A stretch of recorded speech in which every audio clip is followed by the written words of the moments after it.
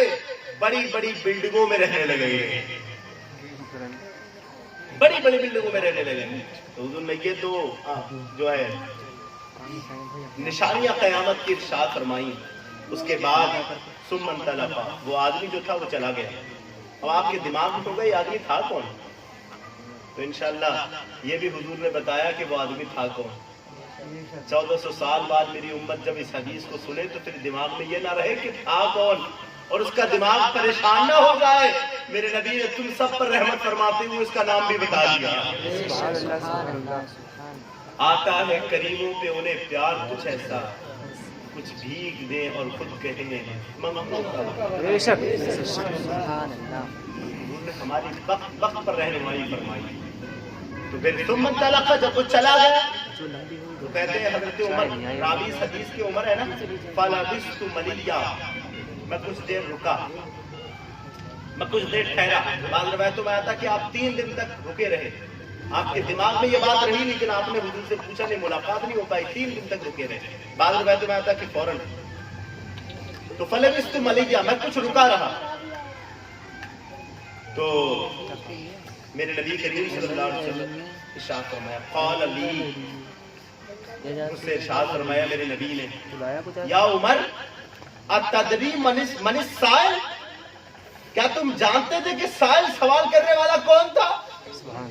یہ سفید کپڑے والا, یہ کالے والوں والا, یہ وہ کہ جس پر آثار سفر نمایاں نہیں تھے, یہ وہ کہ جس کو کوئی جانتا نہیں تھا. اتدری یا عمر, کیا عمر تم جانتے تھے من السائل کے سوال کرنے والا کون تھا؟ قلت, اب دیکھو عمر کا عقیدہ, یہ صحابی کا عقیدہ بتا رہا ہوں, وہابی کا نہیں, صحابی کا عقیدہ. قلت اللہ ورسولہ اعلم, یہ جو کہتے ہیں نا کہ نبی کو پیٹ کے پیچھے کی خبر نہیں, عمر کا عقیدہ سنو. عمر کہتے ہیں اللہ جانتا ہے اور اللہ کا رسول جانتا ہے. یہ نہیں کہا اللہ عالم, اللہ جانتا ہے, نہیں, اللہ ورسولہ عالم, اللہ بھی جانتا ہے اور اللہ کی عطا سے اللہ کا رسول بھی جانتا ہے. تو پھر حضور نبی کریم صلی اللہ علیہ وسلم نے ارشاد فرمایا, قال, سنو نام, یہ کون تھا؟ حضور نے فرمایا فَإِنَّهُ جبریل, یہ جبریل تھے, یہ جبریل تھے جو انسانی شکل میں آئے تھے. کیوں آئے تھے؟ اس لیے اتاکم یعلمکم دینکم, تم مجھ سے سوال کرنے میں جھجک محسوس کرتے تھے. حضور حضور کا چہرہ جلالی تھا, کسی کی بس کی نہیں تھی کہ حضور سے بات کر سکے, حضور کو دیکھ سکے. اتنا تک لوگوں میں, صحابہ کرام میں اتنی ضرورت نہیں تھی کہ حضور کو ٹک ٹکی باندھ کے دیکھ سکے. جن لوگوں نے حضور کا حلیہ بیان کیا ہے نا کہ حضور ایسے تھے ایسے تھے ایسے تھے, حضرت حسان بن ثابت اور حضرت انس بن مالک رضی اللہ تعالیٰ عنہ, اس طریقے کے جو صحابہ کرام نے جنہوں نے حضور کا حلیہ بیان کیا ہے, ان کے بارے میں روایت ملتی ہے. یہ کہتے ہیں کہ ہم نے حضور کا حلیہ اس طرح بیان کیا, کیونکہ حلیہ تو بندہ جب ہی بیان کر سکتا ہے نا جب ٹک ٹکی باندھ کے دیکھے. کہا ہم نے ایک طریقہ بنا لیا تھا دیکھنے کا, ہم حضور کو دیکھتے تھے اپنی آنکھوں پر انگلیاں رکھ کے, اپنی آنکھوں پر انگلیاں رکھ کے, جو جھروکے لگتے تھے ان جھروکوں سے دیکھتے تھے. لوگوں نے پوچھا کیوں؟ کہا کہ ٹک ٹکی باندھنے کی جرت کسے تھی کہ جو حضور کو دیکھ سکے. آؤ, جب حضور کے حسن کی بات چھڑی ہے تو سنو حضور کا حسن. حضرت عائشہ کہتی ہیں حضور میرے سرتاج, میرے خاوند, اے اللہ کے رسول صلی اللہ علیہ وسلم, حضرت یوسف کا حسن تو ایسا تھا کہ زلیخا جیسی حسین و جمیل عورت نے اپنی انگلیاں کاٹ لی, اور اس کے ساتھ کی عورتوں نے انگلیاں کاٹ لی. لیکن کہا اے رسول صلی اللہ علیہ وسلم, آپ کے حسن میں مجھے کوئی ایسی بات نظر نہیں آتی. کہا آپ کے حسن میں مجھے کوئی ایسی بات نظر نہیں آتی. میرے نبی کریم صلی اللہ علیہ وسلم نے فرمایا اچھا عائشہ, میں ابھی حجرے کے اندر جا رہا ہوں, جب بلاؤں تب آنا, جب بلاؤں تب آنا. حضرت عائشہ کہتی ہے جی حضور حجرے کے اندر تشریف لے گئے. حضور نے ارشاد فرمایا عائشہ آ جاؤ. عائشہ جیسی اندر تشریف لے گئی فوراً باہر آ گئی. حضور حجرے سے تشریف لائے. کہا تم تو مجھے دیکھنا چاہتی تھی نا, تم تو یہ کہہ رہی تھی کہ یوسف کا حسن بڑا نرالا تھا کہ انگلیاں کاٹ لی. پھر جب میں نے اپنا حسن دکھایا تو کیوں نہیں دیکھا؟ کہا حضور اگر میں آپ کے حسن کو دیکھ لیتی تو میری آنکھیں باہر آ جاتی، میری آنکھیں باہر آ جاتی۔ ایسا ہے حسن آپ کا، ایسا ہے حسن آپ کا۔ جب معراج کے لیے رب نے بھیجا تھا جبریل کو، جبریل جاؤ میرے محبوب کو دولہا بنا کر کے لاؤ، جبریل جنتی قندیلیں روشن، جنتی شعاعیں جلانے لگے، جنتی مشعلیں جلانے لگے۔ حضرت جبریل علیہ السلام نے جب یہ کام شروع کیا نا تو پھر اللہ رب العزت نے ارشاد فرمایا اے جبریل یہ کیا کر رہے ہو؟ کہا تیرے حبیب کی بارات اندھیرے میں آئے یہ مجھے گوارا نہیں، کیونکہ چاند کی ہے 27 تاریخ، بالکل ٹیکا ٹیک اندھیرا، چاند بھی نمودار نہیں، میں جنتی قندیلیں اور شعاعیں اس لیے روشن کر رہا ہوں تیرے حبیب کی بارات آئے تو پھر روشنی میں آئے۔ اللہ نے ارشاد فرمایا جبریل یہ سارے قندیلیں بند کر دو، انہیں کسی کو روشن کرنے کی ضرورت نہیں، میں نے اپنی صفت غیرت کے 70,000 پردے اپنے محبوب پہ ڈالے ہیں، ایک پردہ اٹھا دینا یہ دنیا اور دنیا کے جتنے بھی جگہیں ہیں اور یہ دونوں عالم اس میں جتنے بھی مقامات ہیں سب میں روشنی ہی روشنی ہو جائے۔ تو شاہ خوباں تو جانے جانا، تو شاہ خوباں تو جانے جانا ہے چہرہ ام الکتاب تیرا، تو شاہ خوباں تو جانے جانا ہے چہرہ ام الکتاب ہوگا، نہ بن سکی ہے نہ بن سکے گا مثال تیری جواب تیرا، بن سکی ہے نہ بن سکے گا مثال تیری جواب تیرا، مثال تیری جواب تیرا۔ یہ حضرت نبی کریم صلی اللہ علیہ وسلم کا حسن۔ تو یہ اس طریقے سے حضور کا حسن بیان کیا جاتا ہے۔ تو پھر میں جو بیان کر رہا تھا آپ کو امید ہے کہ سمجھ میں آ گیا ہوگا۔ اللہ نے جو دین پر قائم رہنے کا جو حکم دیا وہ کس طریقے سے کہ آپ نے شہادت دینا ہے کلمہ لا الہ کی، اور اللہ کے رسول صلی اللہ علیہ وسلم کو آخری نبی ماننا ہے، نماز قائم کرنا ہے، روزہ رکھنا ہے، زکوٰۃ دینا ہے، اور جب استطاعت ہو تو حج کرنا ہے، پھر اللہ پر ایمان لانا ہے، اس کے فرشتوں پر ایمان لانا ہے، اس کے ملائکہ پر ایمان لانا ہے، اس کی کتابوں پر ایمان لانا ہے، قیامت کے دن پر ایمان لانا ہے، تقدیر کے اچھے برے ہونے پر جو ضروریات دین ہے اس سب پر ایمان لانا ہے، تب آپ اس کے مصداق ہو سکو گے جو حکم دیا گیا فَأَقِمْ وَجْهَكَ لِلدِّينِ حَنِيفًا، اللہ رب العزت کے دین کی طرف اپنا منہ سیدھا کر لو، خاص اسی کے ہو کر۔ آگے فرمایا میرا رب فطرت اللہ التي فطر الناس علیہا، اللہ کی ڈالی بنا جس پر لوگوں کو پیدا کیا، وہ فطرت کون سی؟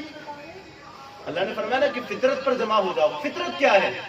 تو فرمایا اللہ کی ڈالی ہوئی وہ فطرت کہ جس پر اللہ نے لوگوں کو پیدا کیا۔ سبحان اللہ۔ اب وہ فطرت ہے کیا؟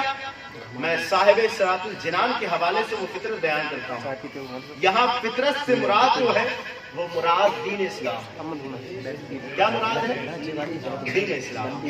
اور معنی یہ کہ اللہ تعالیٰ نے مخلوق کو ایمان پر پیدا کیا، جس جس بندے کو اللہ پیدا فرماتا ہے، جس جس بچوں کو پیدا فرماتا ہے اسے فطرت اسلامیہ پر پیدا کرواتا ہے۔ بات سمجھ میں آ گئی نا؟ اگرچہ کافر کے گھر بچہ پیدا ہو، یہودی کے گھر پیدا ہو، نصرانی کے گھر پیدا ہو، لیکن پیدا ہوتا ہے تو فطرت اسلامیہ پر۔ سبحان اللہ، سبحان اللہ۔ یہ اللہ تعالیٰ نے ہر کسی کے اندر رکھی ہے یہ فطرت، جیسا کہ حدیثوں میں وارد ہوا ہے کہ ہر بچہ فطرت اسلام پر پیدا کیا جاتا ہے، یعنی اسی عہد پر اللہ رب العزت بندے کو دنیا میں بھیجتا ہے جو عالم برزخ میں اللہ تعالیٰ نے عہد کیا تھا، کیا الستو بربکم، ساری روحوں کو جمع کر کے کیا میں تمہارا رب نہیں ہوں؟ تو پھر سب نے کہا تھا بلا، کیوں نہیں میرے رب، تو ہی ہمارا رب ہے۔ جب سب نے رب مان لیا تو اللہ جب جس جس بچے کو پیدا کرتا ہے اسے فطرت اسلامیہ پر پیدا کرتا ہے۔ لیکن ہاں بعض مفسرین کے نزدیک فطرت سے مراد خلقت ہے، اور معنی یہ کہ اللہ تعالیٰ نے لوگوں کو توحید اور ایمان قبول کرنے کی صلاحیت کے ساتھ پیدا کیا، اور فطرتی طور پر انسان نہ اس دین سے منہ موڑ سکتا ہے اور نہ ہی اس کا انکار کر سکتا ہے، فطرتی طور پر، کیونکہ یہ دین ہر اعتبار سے عقل سلیم ہے، اہم آہن اور صحیح فہم کے عین مطابق ہے، اور لوگوں میں سے جو گمراہ ہو وہ جنوں اور شیطانوں کے بہکانے سے ہوگا۔ سبحان اللہ، سبحان اللہ۔ لوگوں میں جو گمراہ ہوگا وہ جنوں، انسانوں اور شیطانوں کو گمراہ کرنے سے ہوگا۔ لیکن بندہ جو پیدا ہوتا ہے، بچہ جو پیدا ہوتا ہے، وہ فطرت اسلامیہ ہی پر پیدا ہوتا ہے۔ حضرت عیاض بن حمار سے روایت ہے، نبی کریم صلی اللہ علیہ وسلم نے ارشاد فرمایا، اللہ تعالیٰ فرماتا ہے میں اپنے بندوں کو اس حال میں پیدا کیا کہ وہ باطل سے دور رہنے والے تھے، بے شک ان کے پاس شیطان آئے اور ان کو دین سے پھیر دیا۔ اللہ نے تو پیدا کس طرح کیا تھا کہ وہ سب یہ ماننے والے تھے کہ اللہ کے علاوہ کوئی معبود نہیں، لیکن شیطان ان کے پاس آئے اور ان کو دین سے پھیر دیا، اور جو چیزیں میں نے ان پر حلال کی تھی وہ انہوں نے ان پر حرام کر دی، اور ان کو میرے ساتھ شریک کرنے کا حکم دیا، حالانکہ میں نے اس شرک پر دلیل بھی نازل کی تھی قرآن پاک میں۔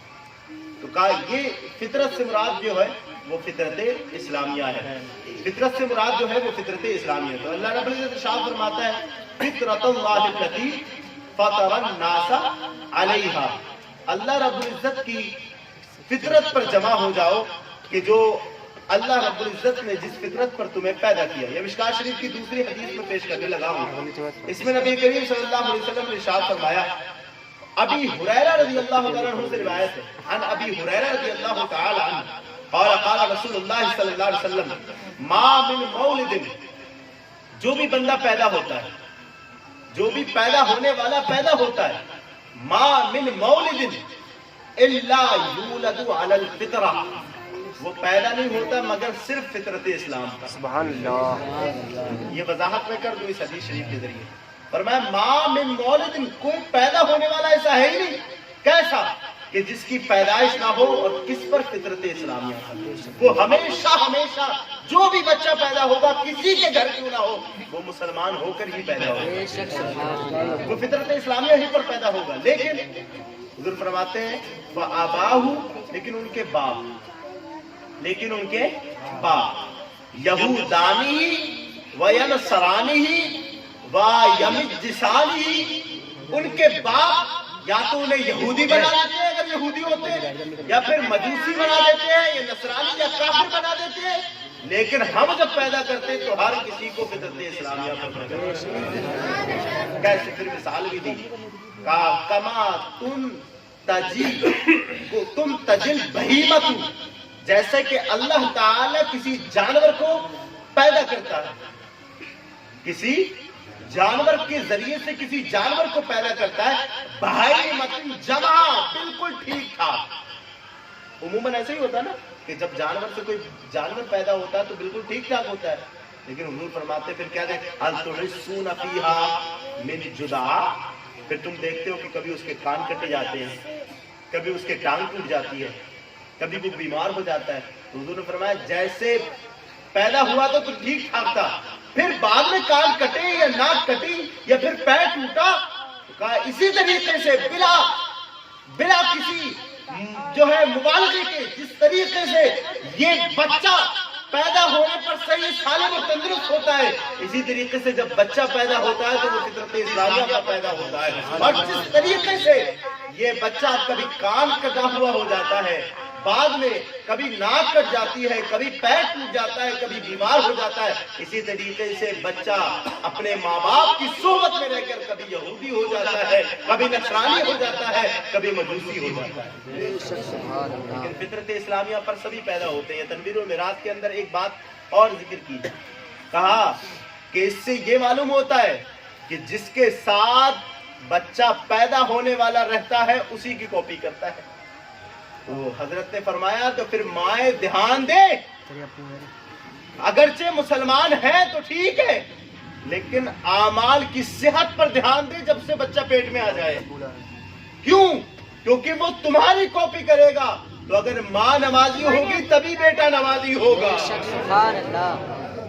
ماں اگر روزے رکھنے والی ہوگی تبھی بیٹا روزہ رکھنے والا ہوگا، ماں اگر صدقات و خیرات کرنے والی ہوگی تبھی بیٹا صدقات و خیرات کرنے والا ہوگا، اگر ماں فاطمہ ام الخیر ہوگی تبھی بیٹا غوث اعظم ہوگا۔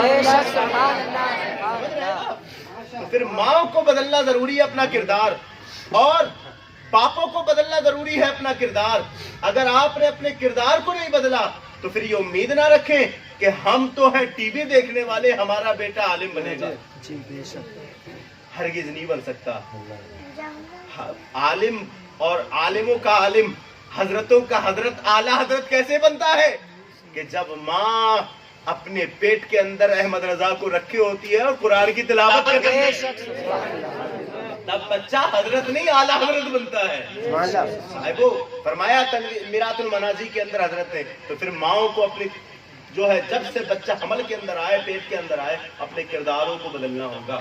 کیونکہ ہارون رشید کی بیوی نے ایک واقعہ سنا کر کے درس قرآن ختم کر رہا ہوں.